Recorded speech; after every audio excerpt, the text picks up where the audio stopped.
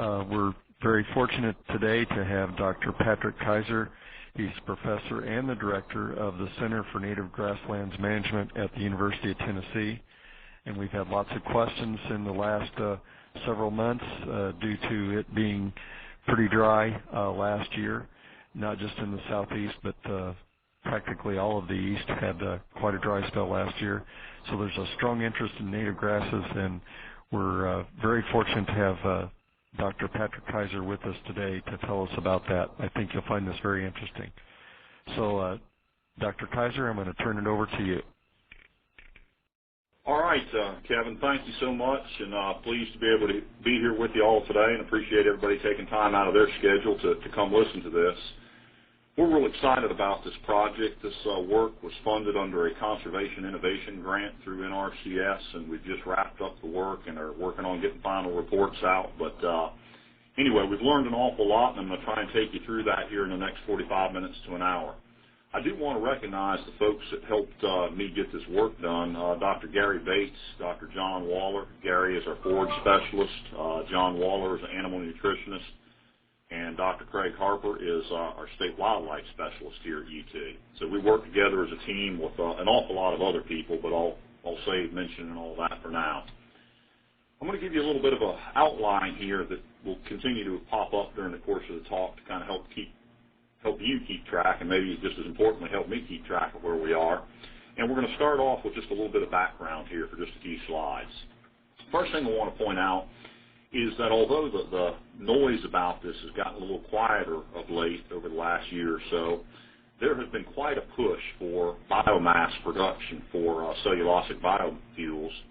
And what you see there, the dark shaded areas, are areas where ag economists forecast that most of the switchgrass produced in this country would be grown. And as you see there at the bottom of the screen, some of the estimates get as high as 50 million acres of switchgrass, and it's going to be concentrated in that area there you see inside the red circle. Now, will this come to pass? We really don't know. It has an awful lot to do with technology. The technology is now there to produce switchgrass ethanol that is competitive with current gasoline prices. The real challenge is getting investors to move into it. If that happens, this slide that you see here may very well become a reality. We don't know, but that's part of the reason we're asking some of the questions we're asking. Now, that footprint where you see all that switchgrass might prospectively be grown also happens to correspond to a part of the country that is very much of a grass farming region. What I've provided here are some ag statistics on the state of Tennessee, and you can see that forage-based agriculture, whether you measure it by gate receipts or by the proportion of farms or by the proportion of acres, as you see in that last bullet there, is a huge part of our agriculture. And this isn't just unique to Tennessee. This map here depicts areas that are dominantly pasture land in terms of the ag acres, and that's what you see there in red. The pink is areas that are 60 to 80%, and then the green, light green that is 60 to 80% row crop, and the dark green is more than 80% row crop. So it lets us see, at least for this region of the country, the areas that are dominantly row crop agriculture versus dominantly grassland. And what you can see is right down through the middle there, we're heavily dominated by grassland agriculture, and that also happens to correspond to the area in which we talk about putting all this switchgrass. So one of the things we're concerned about is that switchgrass might displace forage-based agriculture and put more pressure on our remaining acres. But even if that doesn't happen, one of the things we do know is that in our part of the world, especially the northern part of the southeastern U.S., and I guess the southern part of the northeastern U.S., we rely very much on cool season grasses, particularly tall fescue and to a lesser extent orchard grass. And as you see in that picture in the background taken in Kentucky during 2008, these summers can really beat up our cool season grasses. And in the past 6 years, we've experienced some really severe droughts, and who's to say when the next one will be. So far this year, we're starting off in a fall advantage, but that may disappear as we get into the summer. So regardless of what happens with future droughts, we know we need improved summer forages regardless. We need to do something about trying to rely on cool season grasses in July and August. And of course, in the case of tall fescue, we know we have a problem with toxicosis that is more acute in terms of its impact on the herd as we get into the warmer part of the year. and can really impact the region's dominant cow-calf production systems. And finally, of course, we've talked already about this issue of maybe needing to offset lost forage with more productive forages because of what may come to pass through biomass production. So for all these reasons, we really need to be looking at some summer forages for our part of the country. And one of the key things we need out of any good summer forage is to be very drought tolerant. So what you see here is a 4-year data set that was collected in West Tennessee between 2006 and 2009. This is with a lowland switchgrass, Alamo, and you can see the yields there averaged over that 4-year period just shy of 8 tons per acre. So pretty good yields. Well, what we didn't know when we set out to do this study is that 2007 we would have the worst drought ever recorded in the state of Tennessee. And during that summer, interestingly enough, what we learned is that we achieved 65% of the 4-year average for Alamo switchgrass production. Now, to put that into tonnage terms, that means we produced 5 tons of biomass per acre. Now, that 5 tons of biomass per acre figure is not directly translatable into forage because it includes a lot of heavy stemmy material that develops late in the growing season. But even if you factor that 5 tons down to, say, even 3 tons, we've already exceeded our statewide average tall fescue production on an annual basis, and that in the driest summer we've ever recorded. And that's pretty impressive. That's good news. And, of course, this is switchgrass data, but we know that eastern gamagrass, big bluestem, Indian grass, the other natives are also very drought tolerant. And one of the reasons, besides being a C4 grass, is these tremendous root systems that these natives develop. Even here in heavy clay southeastern soils, we have seen roots that exceed 8 and 9 feet in depth under mature native grass stands. Out in the Great Plains, we hear about depths of 12 to 15 feet. What we don't know here in the southeast is if those root systems are going beyond 8 and 9 feet. We know we've detected them that deep. So the point is, real deep root systems really contribute to this ability to exploit limited moisture.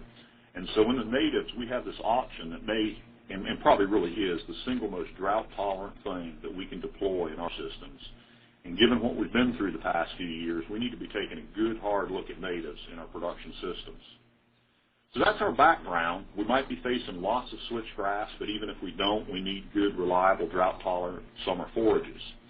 So what I want to do now is take you through some information on animal performance that we've observed in the past 3 years that we've been working on this Conservation Innovation Grant. And I should point out before I dig into these slides that we not only looked at switchgrass, but we also looked at a blend of big bluestem and Indian grass that was meant to be and turned out to be about a 50-50 blend in terms of the stand, not the seeding rate, but the stand itself. And we also looked at eastern gamagrass. And we looked at all 3 of these species over a 3-year period, 2010, 2011, 2012, and we grazed them 2 different ways. One way we grazed them was for 30 days at the beginning of the growing season only, and then we allowed all of the grass to grow up as a biofuel crop after that 30 days of grazing. So that was one approach we took. The other approach was simply to graze all season long as far as we could get into the summer and look at the full season production of these grasses. So again, 2 different grazing approaches, 3 different species, and 3 years. So let's take a look at what we learned from this exercise. What you see here is our average daily gain. And I should point out that all of our work was done with run-of-the-chute, 600-pound backgrounded steers. They've been weaned and a little bit of backgrounding before we got them. And what you'll see there is the 3 species that I talked about. And I guess a couple things I want to point out on this slide. If you look over on the right-hand column, the average column, that's the average of the 3 years, what you'll see is that in terms of average daily gain, the early season always exceeded the late season for each species. So, for instance, for switchgrass, we see 1.94 during the early season, the first 30 days, versus 1.75 for the full season. And by the way, the full season you see at the bottom there was in some cases as little as 71 days on some situations and as much as 115 days, but stereotypically was about 100 days. So that 100-day season, we get less average daily gain. Well, that shouldn't surprise us because we're not just grazing the sweetest, tenderest, most nutritious grass of the season.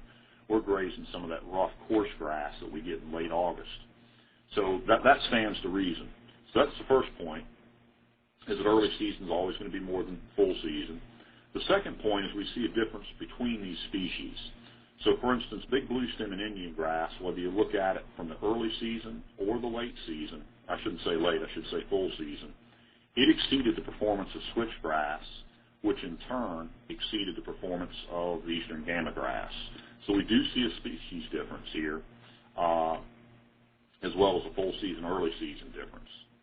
And then the other thing I want to draw your attention to is the variation that we see among the years. And if you'll look at the early season Big Blue Indian, that might be as good a place as any to point this out.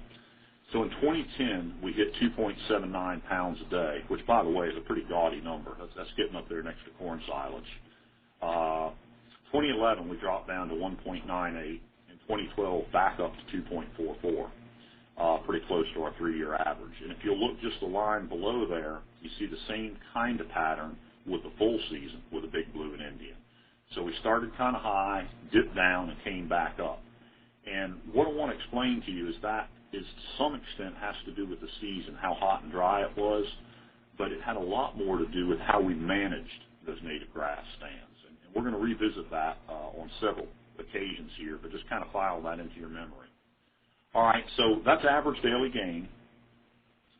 Let's move on to the next thing, which is animal unit days per acre. And what we see here is a little bit different pattern. We still see that the full season, or we see that the full season is greater than the early season, but that's a no-brainer because we're grazing 100 days versus 30 days. We also see a difference in species, but the winners and losers here, so to speak, are different. So, for instance, the Big Blue and Indian, which showed up so strong in terms of average daily gain, is not giving us that much in terms of grazing days. In other words, the carrying capacity is lower. But if you look up there at the top, the switchgrass is notably higher than the Big Blue Indian, and you notice that the eastern gamagrass is very comparable to the switchgrass, very, very similar numbers there. And once again, and we'll pick on the Big Blue Indian, if you look across those 3 years there, you see this variation among years. You see that we started off 51, go up to 55, 56. We see a comparable pattern with the full season there, going from 106 up to 131. And again, this has more to do with management than anything else. And you see the same pattern with the switchgrass and to a certain extent the eastern gamagrass as well. And again, we'll get back to this issue of management here in another few slides. Okay, so we've talked about average daily gain, in which we really see Big Blue Stem Indian grass is the winner, so to speak. Switchgrass is somewhat behind it, and then the gamagrass. Here we see a little different pattern with animal unit days. The third key way of looking at performance on native grasses, or any forage for that matter, is to really kind of multiply these two together, and we wind up with beef production per acre. And in some ways, I think this is probably the most important number. And again here, we see some of the same patterns. We see that full season is greater than early season. We expect that. 100 days should produce more beef than 30 days. Although it's worth pointing out that we captured more than a third of the beef production in that first 30 days. We captured 30-40% of it in most cases. So disproportionately productive early in the year. That's one point. Second point is, once again, we see some species differences. But by the time we multiply the animal unit days times the average daily gain, what we kind of see is the huge advantage switchgrass had in animal unit days per acre is diminished somewhat versus Big Blue Stem, for instance, because Big Blue Stem had such a high average daily gain. So those things kind of level one another out.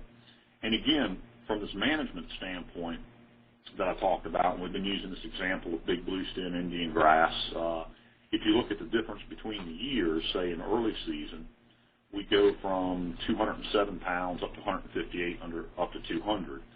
And full season, we see that dip in that second year in 2011, but we come back up in 2012. And again, this all has to do with management. And kind of the story that we experienced is that in 2010, we underestimated what it would take to keep up with these native grasses. We weren't used to, we weren't expecting the tremendous productivity that they provided. And so what we did is we underestimated the number of animals to put out there. And the net result is we got way behind on the grass, and the result of that is that we underperformed in terms of average daily gain, we underperformed in terms of animal unit days per acre, and then we, of course, underperformed in terms of beef production per acre. So in 2011, and I might just back up a slide here if this thing won't blow up on me when I try. There we go. In 2011, then, and if we just look at the top line there, switchgrass, early season, what you can see is we ramped up our stocking rates there. And you see it the same thing for switchgrass full season. We put a bunch more animals out there.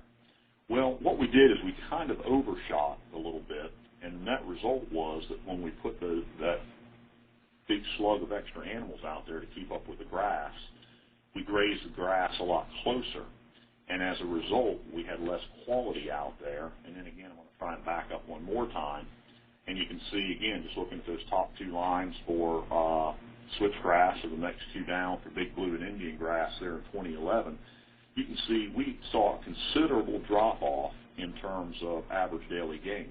And again, that's because we added so many more animals. Well, in 2012, what we did is we added a few less animals, but we wound up not grazing the grass quite as hard, and so the net result is we could graze a lot more days in the season. And so even though our animal unit days in 2012 are not notably larger, or particularly larger than they were in 2011, we wound up, if you look here, getting a lot more beef per acre in a lot of cases because we were able to go deeper into the season. So, for instance, you look at that bottom line for Eastern Gamma grass, we made a considerable gain there in terms of the amount of beef per acre. So, again, matching the cattle to the grass, managing the grass height, and managing the canopy are all real critical, and we see a lot of that coming out in these numbers. But the other thing we see coming out in these numbers is that they're impressive. The gains that we're seeing are really high for grass. Most forage guys have their eyebrows pop up when they see numbers like this. They assume that there must be some mistake in our math because we just don't usually see these kinds of gains off of grass. The other thing that we're seeing here is the beef production per acre. For instance, you see the 3-year average for Big Blue and Indian is at 370 pounds. Well, using the very same pastures that we used here, we had evaluated tall fescue prior to doing this project. And keep in mind, this is 100 days of grazing, a little over 3 months, and with tall fescue in Tennessee, we certainly get 6, really more like 7 months of grazing, really about twice as much.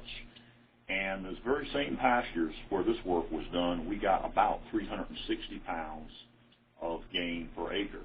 So, in other words, the Big Blue Stem and Indian grass and tall fescue are very similar in terms of the amount of gain per acre. The difference is that we pick it up in half the time.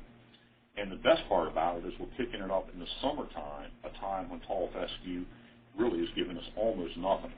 About 0.8 pounds per day on 600-pound steers for tall fescue during the summer versus what we're seeing here of over 2 pounds on the Big Blue Stem. So those are some of the take-home messages here. Impressive gains, impressive stocking rates, but sensitivity to management depending on how we stock these pastures. We also had the opportunity to look at some heifers, bred dairy heifers. And what we see there is the average daily gains here are considerably lower than what we were seeing on the steers.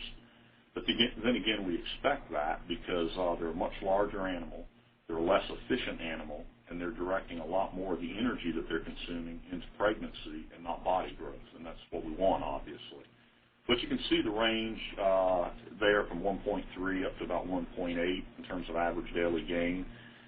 This is about 80% of what we expect for steers, roughly.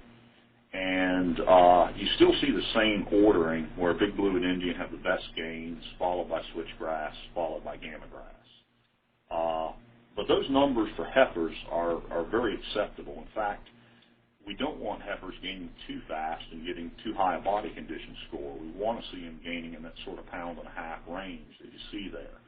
So what that tells us in the heifer development end of the beef production, or for that matter, contract raising of dairy heifers, these grasses provide pretty good target gains during the summer months. So that's a little bit about what we saw in the heifers. We also took this data and converted it into some economic figures. I think one of the really important things we always have to think about in forage production is not just what our average daily gain is or how many pounds of beef per acre, but we need to be thinking about what does it cost us to produce that. So we took the production information that I've just shown you and we combined it with some UT Ag economics folks' forage production budgets and just kind of cross-reference those two with some standard pricing for all three forages. And so what we did here is we compared the Big Blue Indian, the Sudex, a common summer annual, and Bermuda grass, again, a common summer perennial. And we looked at if you went to sort of the average level of gain that we expected from these grasses at that point. You can see we've kind of underestimated the Big Blue Indian a little bit here. The Sudex and the Bermuda grass we just took out of the literature. But where those stars are is aligned with the respective gain that we expect to see from those grasses. So, for instance, with the Bermuda grass, we expect about 500 pounds per acre. With the natives, we were showing it at 300.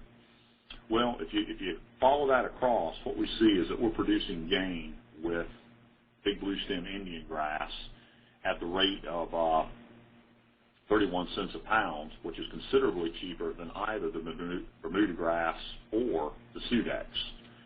And if we think about that on a per head basis, if we assume an 800-pound steer, backgrounded steer, at 31 cents a pound, what that adds up to is $248 in production cost, at least based on forage, for the natives, and $432 per head based on the Bermuda grass. So simple math tells you you have saved $184 a head raising this beef on blue stem Indian grass versus Bermuda grass. And that's simply because even though Bermuda grass, I can get more pounds of beef per acre, it's cheaper to do it on the natives because of the low input and high gain. Keep in mind, most Bermuda grass studies show us that we only get gains of about 1 to 1.2 pounds a day. So, and it also is very demanding in terms of nutrients. So that kind of explains why we see this advantage for the natives. Now, this is on a per head basis. We can flip this around and talk about it on an enterprise or farm basis. And what we see there, if we sell that 800-pound steer at $1.30 a pound, which is probably a somewhat conservative price in today's market, and look at this ratio of the more expensive Bermuda grass there on the denominator and the natives on the numerator, what we see is we're really getting about 30% more profit with the same number of steers. So if you're raising on a farm 100 steers, using natives, you can increase your profit by about 30%. On the other hand, you can make the same profit off of fewer steers. According to this math right here, you could get rid of about a quarter of the steers on your farm, have a smaller herd, less exposure, less money tied up in capital, less pressure on your grass other times of the year, and still maintain the same level of profitability. So these are really important points when we think about the fact that we've got to make money to stay in the beef business, even if it is a hobby business for some of us. I showed you a similar graph to this for grazing and the cost of gain. This is really the same exact approach, but in this case, we're simply looking at hay production. So the cost per ton of hay production, again, based on our data and standard budgets and standard input costs. And what we see here is, again, natives, because of their high yield per acre, about 4 tons, and the low input costs, are giving us about $53 per ton. And you see Bermuda grass, again, produces a tremendous amount of tonnage, 6 tons per acre, but because of the high input costs, it's less effective on a per unit basis. And you can see the summer annuals are even less effective, and we expect that. And we see the tall fescue we threw in there as a comparison is even less effective still. And that's basically because we don't get the tonnage off of cool season grasses. So when we think about this from an animal performance standpoint, we really also need to look at it from an economic performance standpoint. And that kind of tells us that we really are going to be very effective using natives and can stay in business longer. So it's not just the production side of it. Well, let me pause right there, Kevin, and see if there are any questions at this point. Yes, Dr. Kaiser, we had a couple of questions come in. What grazing method were you using when you were grazing those native warm season grasses? Yeah, what we were doing, Kevin, we were not doing what a producer would do. We were doing what university people would do, and we were doing something that's called put-and-take stocking. So what we were trying to do is put as many animals out there as we needed to maintain target grass height, and removing as many as we needed to maintain target grass height, while still leaving a core number of animals out there that we're using for our performance metrics. So we had anywhere from 4 to 16 animals on a pasture at any one time, a 3-acre pasture, according to what the grass condition was. Okay. We were just trying to capture all the growth that was out there, basically. Right, right. Another question come in when you were talking about when you started out and you planted some of these blends of native grasses. Were they always just the 2 native grasses, or were there? Did you have any where you were planting additional native grasses in the blend? Yeah, in this case, we did not use but 2 species, the Big Blue and Indian, and we planted them a 2-to-1 ratio in terms of PLS pounds, 6 pounds of Big Blue and 3 of Indian, but we did not add anything else to it. Okay. Okay. And then one last question here, and we'll let you go on.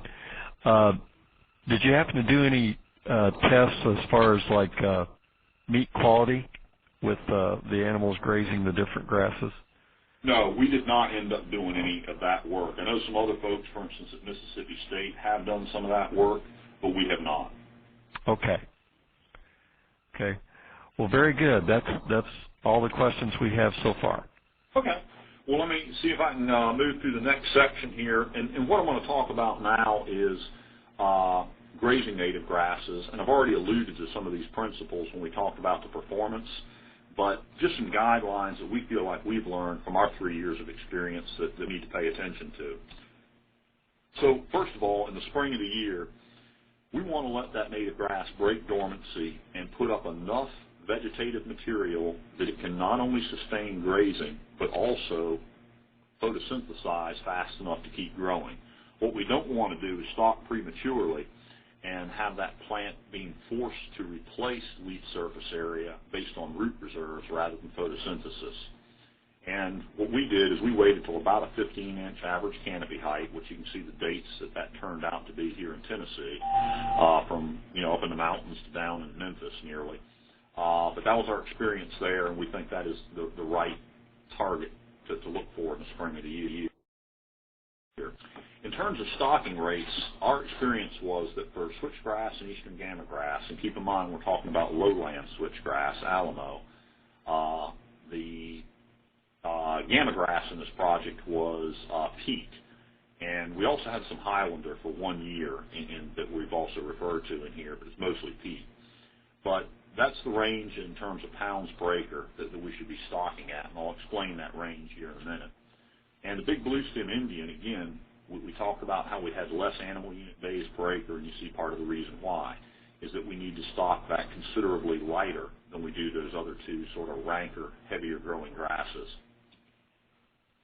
Now, if I could summarize everything we've learned in the last 3 years about how to manage native grasses in a forage grazing setting, it is really all about maintaining a vigorous canopy. The old adage of it takes grass to grow grass is never more true than it is with natives. So if we can manage a vigorous canopy out there, we can do all kinds of things, good and bad, I suppose. First of all, recall that these are really tall-growing species, and so the threshold that we're looking for the canopy is going to be much taller than the other forage grasses that we're used to managing, particularly things like Bermuda and tall fescue. Now, there's a couple of challenges we ran into in trying to manage this height with these steers. And first of all is that in the spring of the year, and I've already alluded to this, we had the devil of a time keeping up with natives. The adage is always don't overgraze natives, and we were very sensitive to that as we went into the project. But the reality is we never completely caught these grasses in May and June. They almost always got away from us.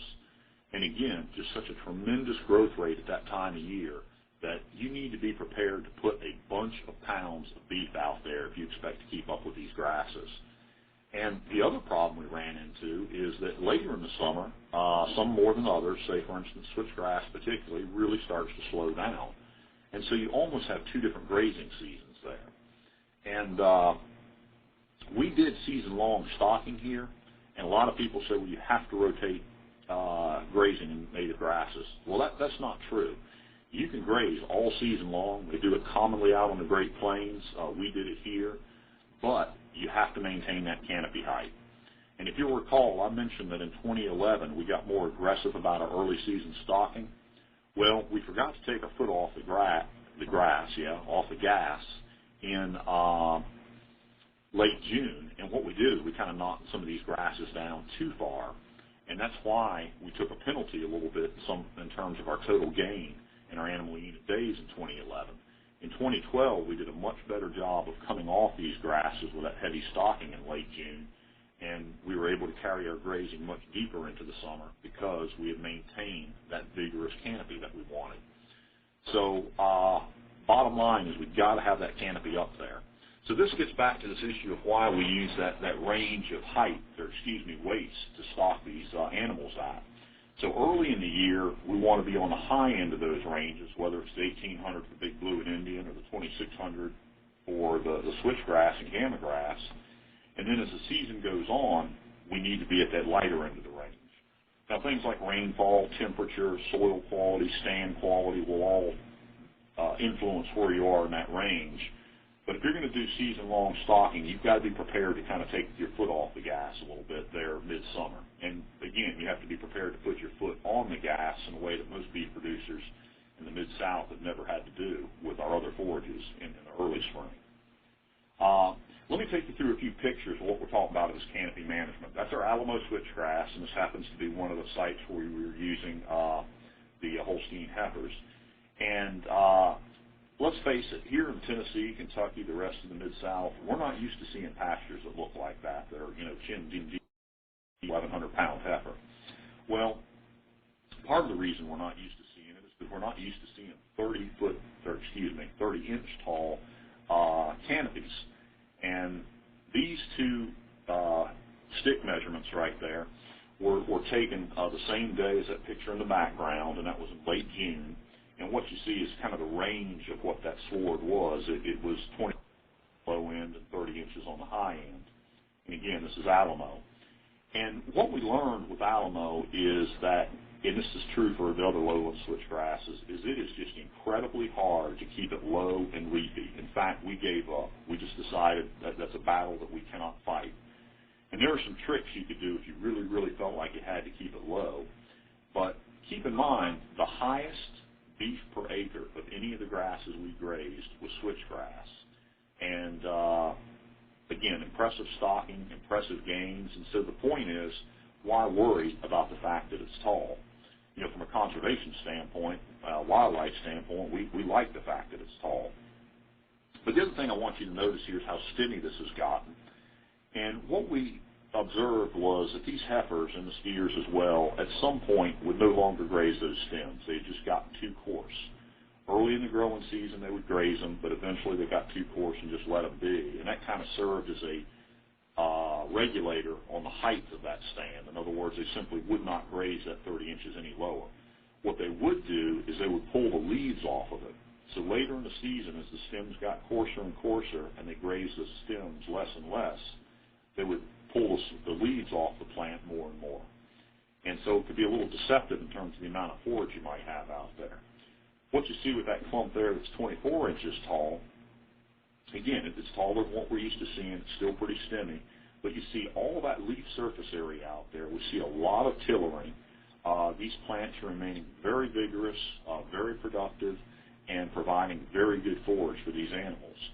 And so I guess the take-home message is, yes, it's tall, yes, it's stemmy, but daggone it, it's producing a lot of high-quality forage. And so we finally got to the point where we decided we were just going to learn to live with tall switchgrass in a forage setting. Now, with all of these grasses, they're tall growing, and at some level, and you can really see it on these clumps, if you get down low enough, say under 8 inches, even under 12 inches, there is almost no leaf surface area. And so we know that there's no point whatsoever in defoliating these plants that low because we don't gain any more forage and we stress the plant out. Here's an example of what I'm talking about. These two pictures I'm about to show you are the same big blue stem, this is a switchgrass pasture. And this is the Alamo switchgrass, and there you see about a 1,200-pound cow that we put out there. Again, we were running out of steers, and we had to find something to keep the grass down. You can see how tall that grass is and how leafy it is. It's still pretty stemmy, but it's up there.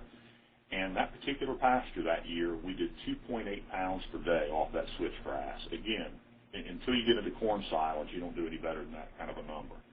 Same pasture the next year. This is 2011. We decided we were going to teach this switchgrass a cotton picking lesson. We were going to knock this stuff down until it killed us. And lo and behold, we got it down to 15 inches. And it looks much more respectable to the neighbors driving by on the highway. It looks much more even. But you can see the penalty that we took in gain. And, of course, when you multiply that gain times the stocking rate, we wound up leaving beef on the table. So economically speaking, the one on the left was a much better deal than the one on the right. The other thing is the one on the left keeps the grass much more vigorous, and the one on the right allows weed encroachment to occur. So the bottom line is canopy, vigorous canopy. I started off making that statement, and this, if a picture's worth 1,000 words, this is what we're talking about. It's not what beef producers in the South are used to looking at, or anywhere in the East for that matter. But we want to see those vigorous, lush canopies, and that translates into more beef per acre and higher average daily gains, greater stand vigor, and less weed pressure, and frankly, better wildlife habitat, all of the above. So that's the message there. Now, there's another side to look at this, and that is rotational grazing. And just a quick primer on rotational grazing. You see the picture. That's out of Southern Forages, and if a picture's worth 1,000 words, I don't probably have to elaborate much more on that, but we just simply move the animals from one pasture to another. And keep in mind that the 7 pastures not being grazed are being rested. That's a very important detail. So what we think is the appropriate way to graze these natives in the East in a rotational system is to not let them get taller than about 24 to 28 inches between rotations. Now, when I say starting height here, I mean starting into that particular paddock, not at the beginning of the season. And then taking them down to about 15 inches. Again, below 15 inches, you saw the picture of the switchgrass that was at 15 inches. Big blue stem and Indian will look better at that height. Gamma grass, not much better. There's just no point in going any lower than that. We're stressing the plant. We're not getting very good gain and very good animal performance. So I think that's the range in which we ought to be operating approximately, about a 15-inch range. And again, we're maximizing production and we're protecting stand vigor. Another detail about rotational grazing is that if you recall that figure where we had 8 paddocks that I just put on the screen, 7 of those paddocks are resting at any given time. With the continuous grazing that we were doing in our CIG project, we had to quit grazing by September 1 each year to allow those grasses to rest going into dormancy. The beauty of rotational grazing is that if there's been enough rest built into the stand during the course of the season, by having been on other paddocks during the rotation, you could take a given paddock that had been allowed to grow up until September 1 from, let's say mid-July, with ample rest, and you could graze that for several more weeks into the fall, giving you some good September forage without really stressing the grass because, again, it's had its rest during the course of the summer. So when the grasses get their rest in a rotational system is going to vary, but they're still getting enough rest to allow you to get the utilization out of them that you want. So here's an example of what I'm talking about. This is June 23rd, 17 days after we ceased our early season grazing on a switchgrass pasture. Now I'm going to tell you one thing. If I could get a beef producer in Tennessee on June 23rd during one of these dry summers, and this was one of the dry summers, to be able to walk out into a pasture that looks like that on June 23rd, and we're probably about a week away from needing to start grazing it again based on this height criteria I shared with you. So let's fast forward then a week later. We're now July 1st. To be able to graze something like that right there that's giving you 1.75 to 2 pounds a gain that can be stocked at the rate at this point of probably still 2,000 plus pounds per acre for a couple of weeks that is some impressive summer grazing for our part of the country. And so that's why I really think, even though we can do the continuous grazing, this rotational grazing is going to give us those kinds of opportunities during the course of the summer. And my goodness, you just can't do better, I don't think, in the summertime. Now, one of the things we started off talking about is this biomass production. And what we saw in those 30-day grazing periods, as you'll recall, is that we gained about 200 pounds of beef per acre. And this is 30 days regrowth in 2010, I guess this was. And what you can see is you're looking at two guys. The guy on the left in the blue shirt is about 6'5", and he's chest deep in switchgrass. So us taking those first 30 days, put 200 pounds of beef, which would be about $260 in your pocket, and you're still going to be able to grow a whole bunch of biomass. And we'll talk about that in detail in just a minute. But that is what we found that we could do, is we could kind of have our cake and eat it too. So right there, that takes us through just some practical tips on grazing, how to get there from here. Kevin, do we want to pause right here and see if there's another question or two? Sure, we can do that. We've had a couple more questions come in. Back on your costs, in figuring the cost to produce warm season pasture, did that include the installation costs for both the pasture and the hay? Yes, it did. That included establishment for all species. Okay. Cost prorated out over 6 years, I think, is the way they do it. Great, great. We had a second question come in. This person was just wondering why you thought Eastern Gamma had less gain than the Switch or Big Blue. Their experience in their state was that Eastern Gamma had greater tonnage than those other two for hay production, which would then translate into more gain per acre. You have any thoughts on that? Yeah, great question. What we saw, first of all, the average daily gains on Gamma grass, no matter what we did, were always lower. And I think that's reality if you look at other published studies. So I think those results are generally legitimate.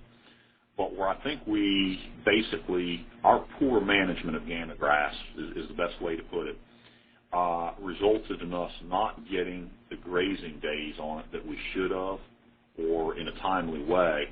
And so if you'll recall, in 2012, we actually exceeded 2 pounds a day of gain in the 30-day period, and I believe hit around 1.5 pounds, if memory serves, in the full season. I think that's much more reflective of what that grass can do, and I think our results definitely underestimate the productivity of Eastern Gamma grass. I think it's, as a practical matter, going to be quite comparable to switchgrass, but our results don't reflect that. Again, that just comes back to our management. Right. Okay, Dr. Kaiser, one more question. They were wondering about the palatability. Are all the native warm season grasses that you looked at, were they equal in palatability, or was one better than another? Yeah, I think there's a distinct difference there. If I could plant a pasture in 3 strips, one of each of the things we're evaluating here, and open the gate, I think they would leave the Big Blue and Indian when it was in the dirt and then turn their attention to the others. It's just very obvious to us that is the preferred forage for cattle. Our sense is that the Gamma, again, with real wide leaf blade, kind of a coarse leaf blade, they seem to be a little less anxious to eat it than they do the switchgrass, but probably not as big a gap there. I think that the real gap would be on the Big Blue and Indian versus the others. Okay. Well, Dr. Kaiser, that's all the questions we have to this point. Okay. Kevin, looking at the watch, I think I'm getting a little behind. I'll try to move a little more quickly through these remaining areas here to try and keep us somewhat on time. So some of the things we looked at in terms of hay production, we looked at 3 things: a switchgrass stand, a 3-way blend, and a 2-way blend, and you can see the color coding there. We harvested these stands in the early boot stage, which corresponded in Tennessee to late May, and the early seed head stage, which corresponded to about June 20th or thereabouts. So about May 20 and about June 20, roughly speaking. What you can see in terms of crude protein is this is a no-brainer. You cut earlier in the season, you get more crude protein. But what I do want you to see is, despite all the horror stories you hear about low protein in native grasses, essentially 11% in late May and essentially 9% in late June are perfectly adequate numbers. And also recall that all warm season grasses, natives included, under-test performance in terms of protein. And that's because of bypass proteins. We see a lot of protein going into the ruminant, out of the rumen, into the intestines where it's still being absorbed. So not only do we have decent numbers here, but we see that our animals outperform these numbers. But part of the message here is in a hay production setting, let's not wait till late June to cut. Let's cut in early June on really all three of these species, and even earlier on switchgrass. And fiber, we know that high fiber is bad for forage. We don't want high numbers. And once again, we see some respectable numbers there in late May. We see less desirable numbers in late June. And we also see that the Big Blue and Indian, and this gets right back to the question about quality anyway, not palatability, we see that the Big Blue and Indian are in much better shape in late June than the switchgrass is. And that's partly because they mature later, and it's partly because they're better quality forages. You even see back here in May that we're outperforming switchgrass with Big Blue and Indian. And finally, yield. Yes, we get more tonnage if we wait till late June. But, if you look back at some of these figures here in late May, 3 tons per acre of hay on May 20th is a pretty impressive number.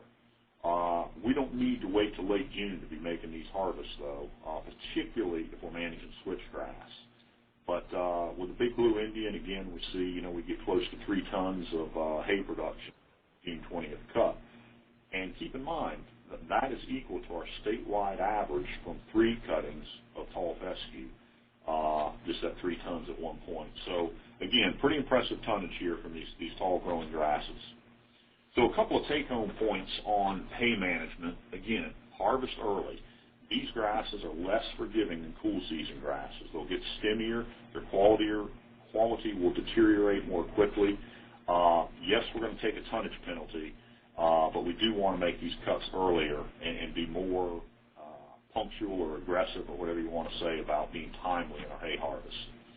The other major issue about hay harvest is we have just got to cut high. We cannot afford to cut low. If we're going to cut low on a sustained basis, we're going to really punish our stands. Everything we know about native grasses tells us that we've got to leave some leaf surface area out there. We've got to allow that plant to have the photosynthetic potential to recover from that complete defoliation. So we've got to try to leave 8 inches. If you can get it higher, all the better. And most of our producers in East Tennessee working on the switchgrass biomass project, in fact all of them, were able to cut high without any problem simply by purchasing a boot from the manufacturer, a shoe, or fabricating one. So that's a problem that can be solved. Second, hay cuttings. Either take it before late August or don't take it at all. And also, you may want to avoid taking a second cutting every single year. What our observations are is that if you cut too late, especially if you're cutting low, or if you cut every year and cut too low or too late, you really start to punish that stand. Remember, hay harvest is a lot harder on a plant than grazing because you're going to complete defoliation. So we can weaken some stands pretty substantially if we're going to be too aggressive or too late in that hay harvest. And if we want to recall that 30-day grazing idea and then allowing the rest to grow up to biomass, we played around with the same idea with hay harvest. What if you just took the early portion for hay? And what we saw is the later you wait on that hay harvest, in other words, this late June harvest, had a bigger penalty on biomass. We gave up about 2 tons of biomass per acre by waiting on that later harvest. And it's interesting that the early harvest resulted in about a 0.46 ton loss per ton of hay removed. The late biomass resulted in about 2/3 of a ton lost biomass at the fall. And what this kind of tells us is that in either case, there's a little bit of compensatory growth, but that compensatory growth starts to get thinner and thinner later in the summer. So once again, if we're trying to grow both biomass and hay out of the same acre, there's a real premium on cutting early, just like there is on grazing. Let's talk about a few other key issues that we explored here with natives. This is a busy chart, and I won't try to explain it in detail, but this is a separate study that we did from the other that I've just shown you. And what we wanted to see is, could we make up for lost production from that early harvest by increasing nitrogen inputs? And we had 4 different combinations of nitrogen that went from 60 to 120 per acre. Long story short is that there was not that much difference, statistically speaking, between the 60, the 90, and the 120 units of nitrogen. In other words, we can still take that early hay cutting without necessarily having to put that extra nitrogen on there to compensate for it. Put another way, that early grazing or the early hay harvest is free in terms of nutrient impact and input cost. And so if you'll recall, we were getting $260 an acre from early season grazing, and the beauty of it is we don't have to make up for it with additional fertilizer. And again, we can view that as sort of free grazing. In this case, maybe we could say it's free hay if we were to take that early 2 or 3 tons per acre, no nitrogen penalty, and still get a pretty good biomass cut at the end of the season. There's the message there. Another way to get nitrogen into a stand is with legumes. And one of the lessons that we have learned is that with cool season legumes, and what you see there, of course, is the crimson clover and the hairy vetch, is that those things, if they're established in the fall, get a head start on the warm season grass, start growing in February or March, can produce a canopy by the time the switchgrass is ready to break dormancy, or for that matter, the big blue stem. And so what we see is that they can actually suppress those switchgrass stands. You can see how thin the switchgrass has gotten back there in that strip where the vetch is, and in the strip in the foreground is. Beyond the vetch, you see some switchgrass that doesn't have the legumes in it. You can see how much more robust it is. So you don't think a great big tall growing robust plant like switchgrass is going to get beat up by something like crimson or even red clover for that matter. But if we get too much of a flush of a cool season competitor in the spring, legume or otherwise, it can really weaken our stands. So if we're going to use a cool season legume in there, we've got to be prepared to manage that flush of growth in April to kind of protect that warm season grass that's trying to wake up. So yes, we can establish it out there. Yes, we can get the nitrogen benefit, but we've got to be very careful during the month of April that we don't allow it to overtake the natives. One other thing we did look at is the possibility of putting a winter annual, wheat basically, or cereal rye into these stands. And this is just some preliminary data using switchgrass and 3 different harvest dates to remove the winter annual. And even though statistically we didn't see a difference in this trial, we do see that there looks like a real trend there. And so we think we can plant a winter annual into this stuff to extend the grazing season. But we've got to be prepared to take it off early. And kind of like that second cutting for hay, we probably don't want to do this every year. We want to maybe do it 1 winter out of 2, 1 winter out of 3, maybe 2 winters out of 3. But we think we can probably get away with this, but we're doing more research on it. We just have to be very meticulous about getting that cool season annual, just like the clovers, off very early in the growing season. So that would mean grazing or wet wrapping haylage. And then just a few brief words about wildlife. We did assess wildlife habitat value in these grazed plots. And what we saw is that early in the season, whether it was early season grazing or full season grazing, we had great cover during the nesting season. The full season, we had great cover during the brooding period for bobwhite quail. But the early season cover became too thick once grazing was ceased.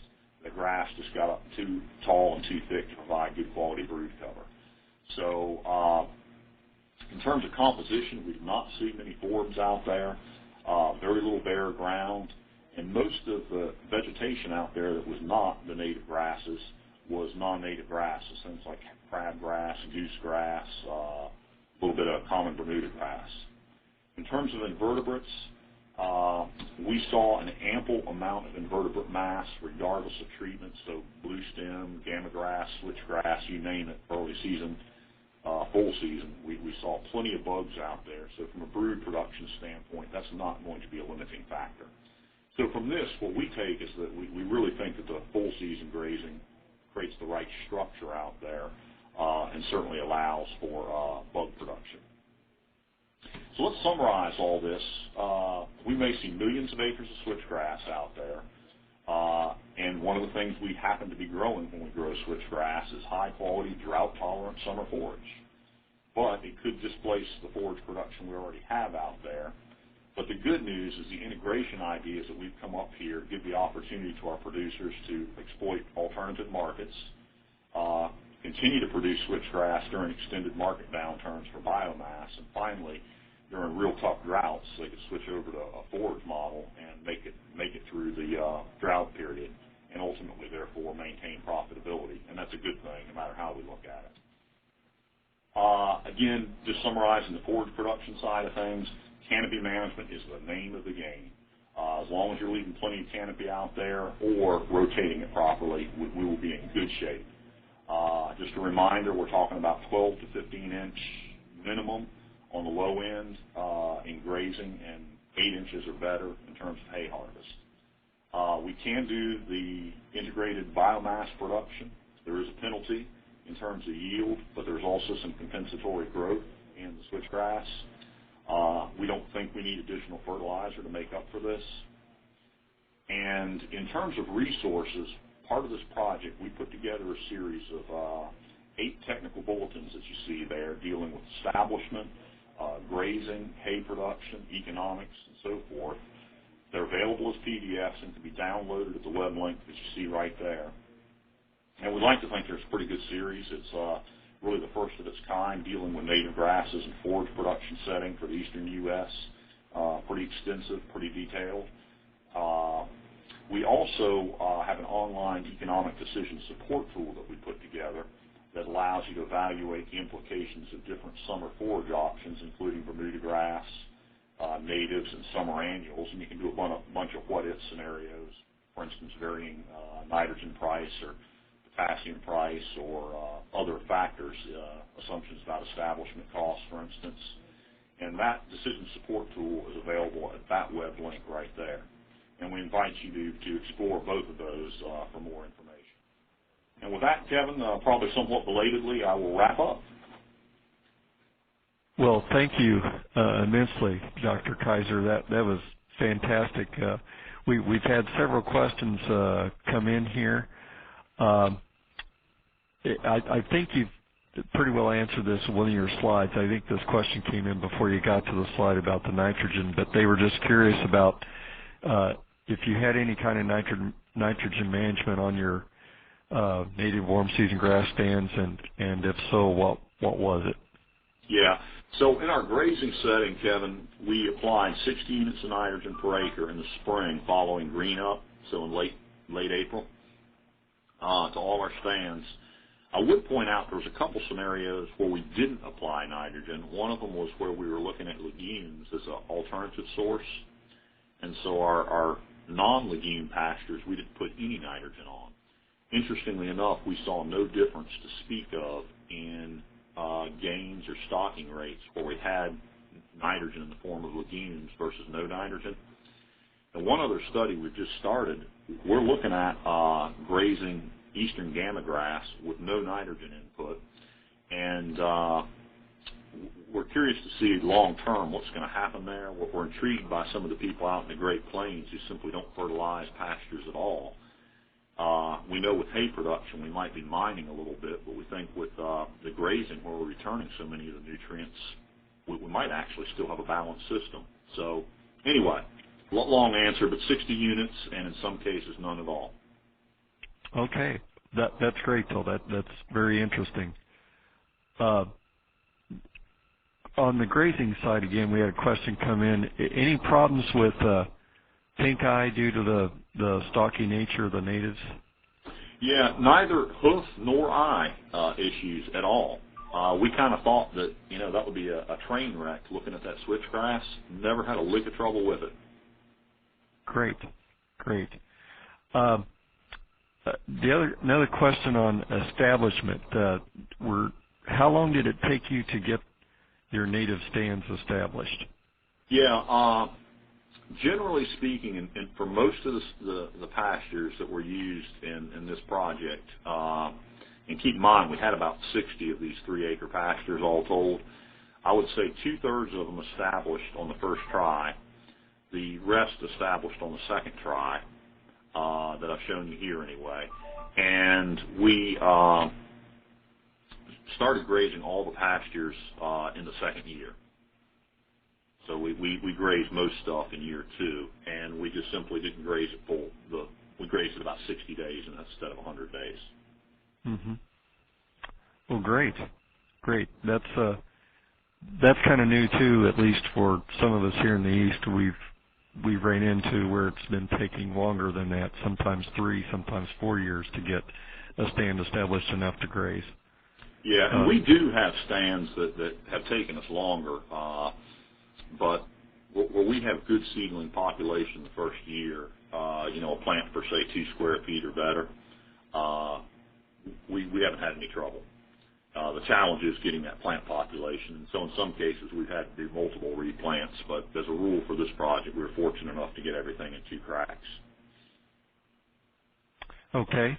Let's see here. The